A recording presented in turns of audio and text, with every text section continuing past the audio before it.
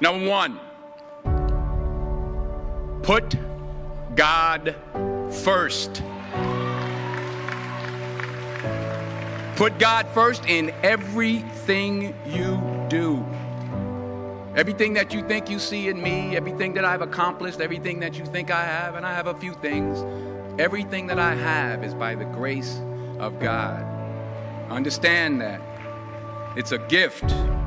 40 years ago, March 27th, 1975, it was 40 years ago, just this past March, I was flunking out of college. I had a 1.7 grade point average. I hope none of you can relate. I had a 1.7 grade point average. I was sitting in my mother's beauty shop. They still call it beauty shops now? What they call it now? Yeah, I was sitting in the beauty parlor.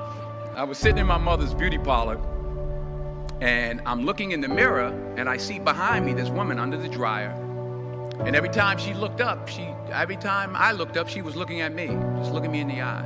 And I didn't know who she was, and I said, she said, somebody give me a pen, give me a pencil, I have a prophecy.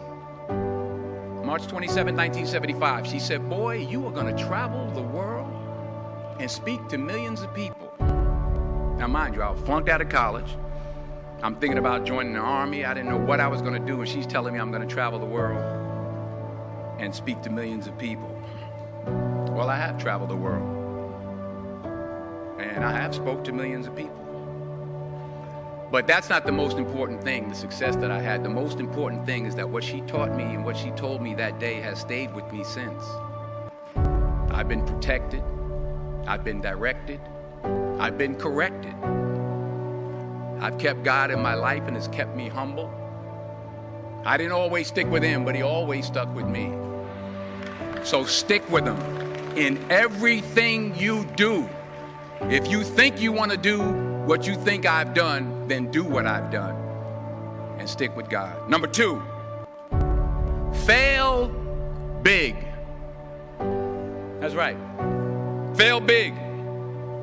Today's the beginning of the rest of your life, and it can be very frightening. It's a new world out there. It's a mean world out there, and you only live once.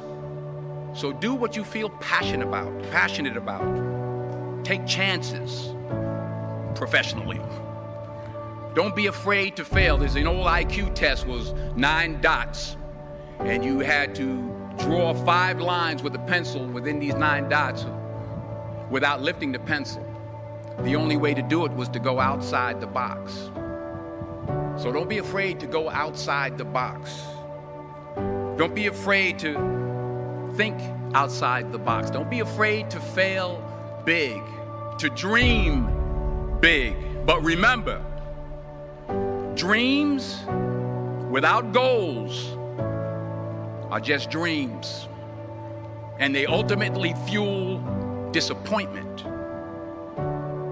So have dreams, but have goals. Life goals, yearly goals, monthly goals, daily goals. I try to give myself a goal every day. Sometimes it's just to not curse somebody out. Simple goals, but have goals. And understand that to achieve these goals, you must apply discipline and consistency. In order to achieve your goals, you must apply discipline, which you've already done, and consistency every day, not just on Tuesday and miss a few days. You have to work at it every day. You have to plan every day. You've heard the saying, we don't plan to fail, we fail to plan. Hard work works.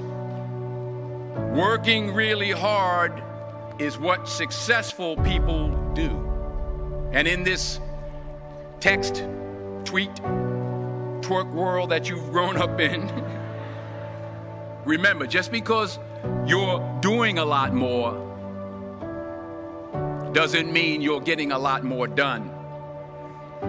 Remember that. Just because you're doing a lot more doesn't mean you're getting a lot more done.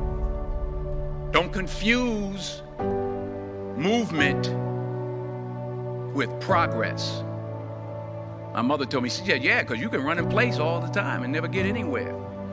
So continue to strive, continue to have goals, continue to progress. Number 3, you'll never see a U-Haul behind a hearse. I'll say it again. You'll never see a U-Haul behind a hearse. I don't care how much money you make, you can't take it with you. And it's not how much you have. It's what you do with what you have. We all have different talents. Some of you will be doctors, some lawyers, some scientists, some educators, some nurses, some teachers. Yeah, okay. Some preachers. The most selfish thing you can do in this world is help someone else. Why is it selfish? Because the gratification, the goodness that comes to you, the good feeling that I get from helping others, nothing's better than that. Not jewelry, not big house I have, not the cars, but it's the joy. That's where the joy is, in helping others. That's where the success is.